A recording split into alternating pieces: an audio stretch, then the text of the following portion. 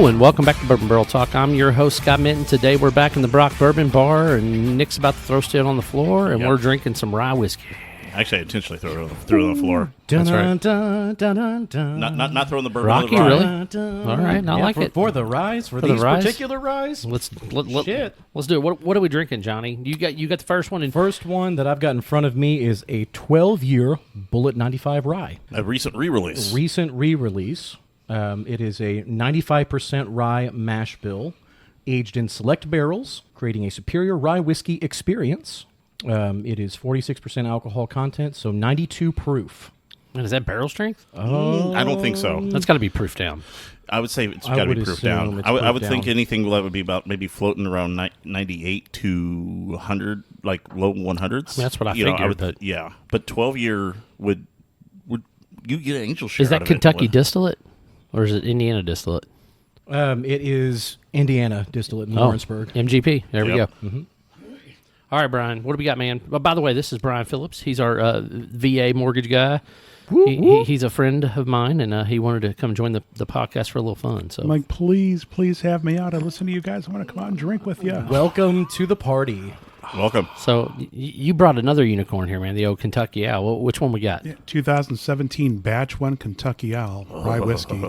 11 years old, 55.3. This was top 3 to 5 in 2017 for me.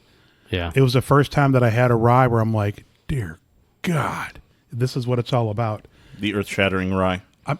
Yes, because I've had some ryes, and I was telling this to Scott a couple weeks ago that have a dill profile. Some people say it's earthy or it's that. That doesn't work for me. I want mint. I want mint. I want sweetness, and yeah, this is it. Knocks it out of the park. Yep. Yeah. And I had to dig this out of the bunker. I'm like, I know I have one. So it depends on the mint, right? It does. That's where we always lay in. So listen, I remember really enjoying this bottle, and that's kind of the fun part behind it. That being said, we're going to dive in deep. Let's start off with this Bulliett rye. All right. The 12-year, and get on that nose. Tell me what you think, and go from there. So It's going to be floral. it is. It's got some floral notes to it. It's definitely got some really, really nice baking spice too, though.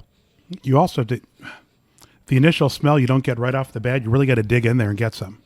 Yeah. Really dig in there, huh? Yeah, it's almost like you got to pull it out, like pun intended. Yeah. Yeah, I'm about to say second and third nosing, that the baking spice starts coming out more, but that first nose, really floral, Yep. and then it just kind of segues more into that baking spice smell. But It's got some real nice sweet fruity notes too, but it's real mild fruit, like almost like an apricot or some kind of like stone fruit. See, I was thinking fruit roll up. Fruit roll. I'm telling you, fruit roll up. I don't hate that description, like almost like a strawberry or like a mango one or something. Strawberry gummy bear. Kind of get that. I'm almost thinking like fruit blossom style. Okay.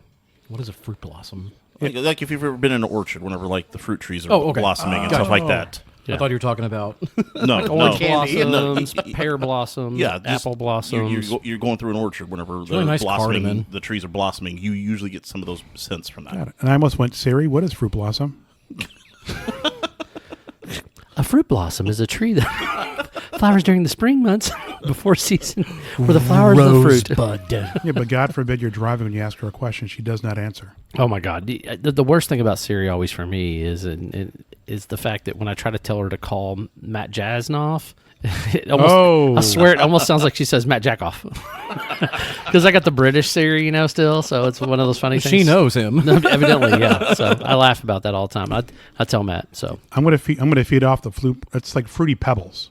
That's the nose that I get. It smells a little powdery, very sweet. Okay. I could see that, like opening up a fresh bag of Fruity Pebbles. Yum. I can actually see that. Yum. Or when the box is empty, what's left at the very, very bottom is delicious. dude, check out the legs on this bad boy.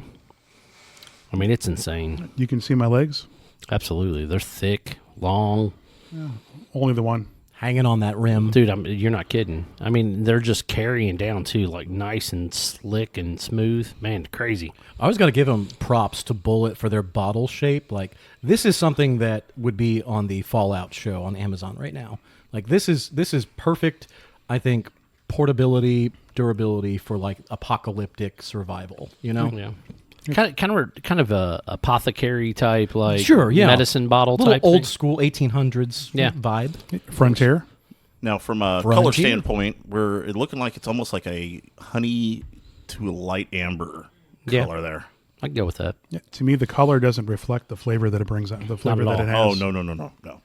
It's more for aesthetics on the podcast. Slap his hand. Don't let him take any. Andy's so intrigued now.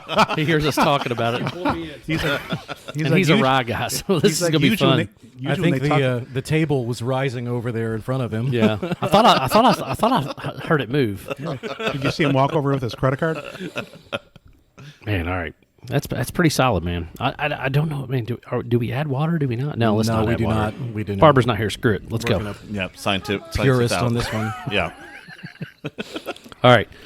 The second one we're going to sip on is the Kentucky Owl. I'm going to read. Did anybody talk to you? Nobody talked about We gave fruit? no notes. No, we didn't. Tasting Not notes. tasting I thought we did. We're all, my we're all bad. nosing. Man, I know we were just too busy nosing.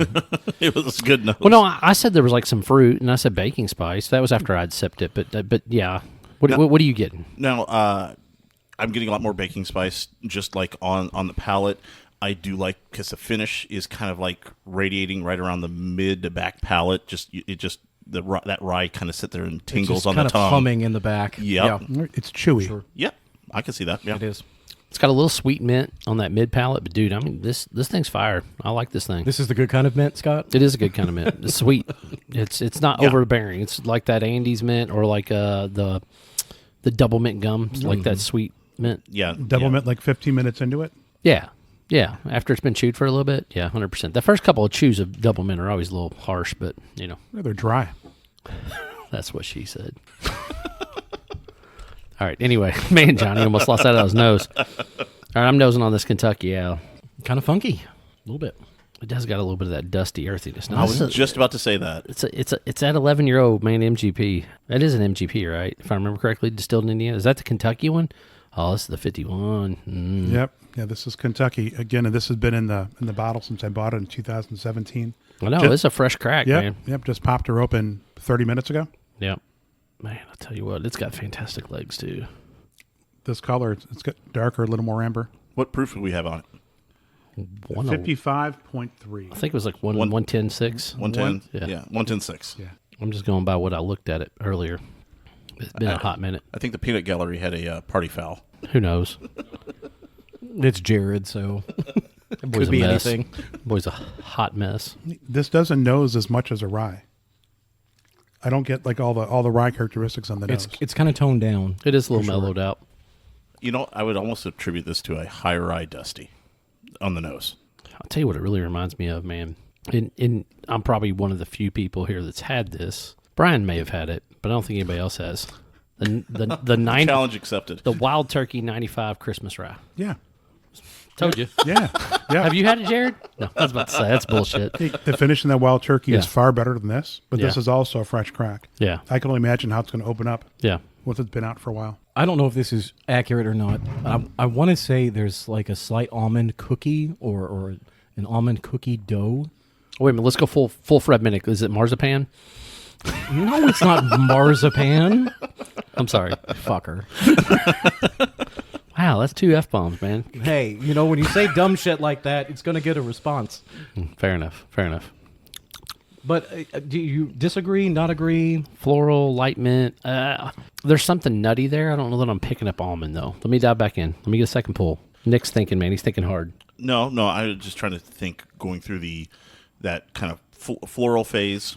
You're still getting that kind of rye tingle on the tongue. But the interesting thing is I'm getting the tingle a little bit more forward on the tongue than I did with the Bulliett, which was a little bit further back and on the sides. Yeah, the floral on the mint on this is definitely heavier. It's still a sweet mint. Yes. I like it. But I'm going to tell you what, dude, the floral, like honeysuckle, and it's got some cream to it, like those, like real cream, chewy, like flavor to it, almost like a custard, that's pretty solid. Man. It's kind of dry. Like, It is. Like my jowls are kind of Yeah. kind of dry. Yeah, that's that baking spice that's in there, man. Like a little cardamom, a little bit of nutmeg. It kind of hits the mid palate and then Are you adding water? just drops off a little bit. It's going to be a massive, just like rye pop at this point. I think he's interested. You might as well be eating a mint bush. All right, was that GBH? I don't know, man. All right, if he's going in for science, I'll go in for scientific purposes. Give me a little water down here, Nick. All right, Johnny, thanks. I don't think I can do it with water. I think this is just perfect where it's at. I can't imagine that water's going to improve it, but we're going to see. No judgment. I'm not judging, but my thing is, For me, it doesn't. Thomas Dolby say, man, she blinded me with science, so I'm going to go for it. Weird Science. That's a different song, but yeah, Weird Science, great movie. Who was that hot chick in that, man? What was her name? I had her poster. I cannot think, man. Anyway. I'm surprised Andy Crouch didn't Did you have it answer laminated? Only half of it. It was easy to wipe off. Windex. Like Karate Kid, wax on, wax off. The nose does open up quite a bit with a little drop. Nick, you're right, though. When it does, it's a lot of the flavor and the intensity is in the front of the palate. Yep. And then once it kind of reaches that back of the mid, it just kind of fades away. It fades, but the chew or the tingle on the tongue stays. It's usually more front to mid on this one. Now, after adding a drop of water, I'm still getting, is the floral kicked up just a little bit, just a tiny bit. I was about to say. It's not going crazy like we've experienced other times in adding water to things like this, but it is a little bit, and the kind of that rye tingle kind of goes away from that. Once I added water, I kind of get root beer on the nose. Really? Yeah, it gets little sweet, little Sarsaparilla. yes. Yeah. I don't hate that description. It's almost like a mixture of like root beer and like ginger ale. Well, so cream soda has sweetness, but it also kind of hits your nose. Yeah. Like where it comes to an immediate stop. Mm-hmm. I get that once I added water to it. Does it change the sweetness at all?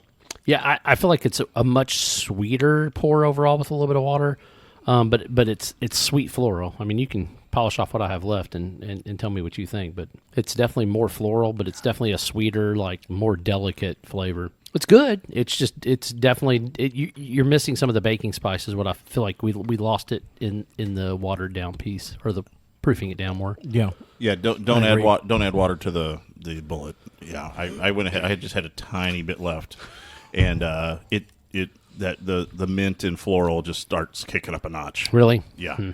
Yeah. I would be afraid of that. So I appreciate that we have a Kentucky rye yeah, versus an Indiana rye. Mm-hmm. Yeah. Well, that's pretty much what we're competing against right now. Yeah, 100%. So, all right, we got to pick a winner. 1, 2, buckle my shoe. 3, 4, get on the floor. I'm going to start us off, and I'm going to say I prefer the advantage to the Kentucky Owl. We like the Kentucky Owl. All right. I like the owl. I mean, I think both have their own unique flavors that I think are really good, and then I think that both of them are going to be that could stand up to each other. But I think the owl just comes out a little bit ahead without water. On Bulliett, I didn't think I would go there at all because it's a $60 bottle. Yeah. It's half of what the Kentucky Owl was at retail price. Right. $60, and it's everywhere right now. To me, it's a very, very rye whiskey. Yep. The Kentucky Owl, I bet if we poured it for people that don't drink much rye, they may not think that it's like that it is what it is. Right. I can see that. I off the taste, I was almost thinking it was like a high rye bourbon because I was getting some of those other notes versus what we would think. Now, the question that I would throw at you guys is that how much have we been ingrained in our heads of 95.5 MGP mash bill and not getting much Kentucky rye out of this? That's true. Now, I know we're a little. We're lucky locally. We have, some other rye competitors that do produce some good ryes in the area from Indiana that's not MGP. Right. But those notes seem to be relatively similar, but these are very against each other. Yeah. Who in Kentucky has an 11-year rye that we've ever seen released? Oh, an 11-year rye? I don't know. Are some of the old Knob Creek single barrels, did they ever make it to 11 years? I don't think so. No, they usually made it They to usually about 7 or 8. Yeah. I think they're only 9 now. Yeah. Well, that's the standard bourbon. That's not the rye. 6 right now. 6, Okay. 7. Or 9 from when they started releasing it. That's a good possibility. Yeah. Yeah, I picked a 4-year X amount of years ago, and it's... Oh, I can't think of a Kentucky rye that's that old. I really can't. I wonder what Dixon did. Wonder how he got it. Mm-hmm. I mean, my thing is he bought it. I mean, he bought it from whoever did that distillate. I'm assuming it probably came from Barton or somebody. Who knows? I mean, that's that mash bill that you kind of get used to. I don't know. Wait, could it be Sazerac? I mean, like they let their ryes go, and you would think that. No, I don't think it's the right mash bill for that. But I don't know. Who knows? Like I said, it's a possibility it could be Barton, but I highly doubt it. that it's anything outside the Sazerac family other than Barton. That would be my assessment. Could be Heaven Hill too. Heaven Hill did a lot of contract distilling at that point, so I don't know. I think if I'm going to pick one, you could flip a coin on whatever day I'm going to drink these, but I think I'm actually with Brian in this situation. I think I prefer the Bulliett just because it gives a little bit nice touch on that baking spice, and it's super, super smooth and delicate. So that means we need Andy to give us a tiebreaker. Did Andy drink both of them? Yes, he did. All right, try both Andy, of which them. one do you like the best? Come on over, man. Do. I really like the Bulliett. Okay. But I put a little bit more water in my Kentucky Owl than y'all did, and it opened up really nice for me. Yeah. Okay. I really So, like that. so you think maybe Kentucky Kentucky Owl Owl with a nice- drop of water? or a nice rock. Or a rock. Yeah. Yeah. That makes sense. Okay. I don't hate the idea, man. All right. Both Well, excellent pours. Absolutely. Both Yeah. excellent. Well, that's our episode of Bourbon Barrel Talk. If you want to find us, you can find us on Facebook, the Instagram, or the X. Make sure you hit the subscribe button, whether you're listening to iTunes, Spotify. What's your favorite, John? Right now, YouTube Music, but we're not on it. Really? So hopefully we get on that soon. We're on YouTube. We're just not on We're YouTube on regular Music. YouTube, Yeah, yeah. that's weird. Yeah. I didn't know we were. I didn't know YouTube Music was a thing. So Yeah. I guess I'll have to Apple register it. Podcasts is Apple really usually Podcasts go here. through. There we go. Yeah. So those are your mediums. If you want to send us a question, email it to bourbonbarreltalk@gmail.com, or you can hit us up on Facebook with a message as well. So this is Scott, Brian, Nick, and Johnny Tsunami signing off. Peace. Prost. For sure.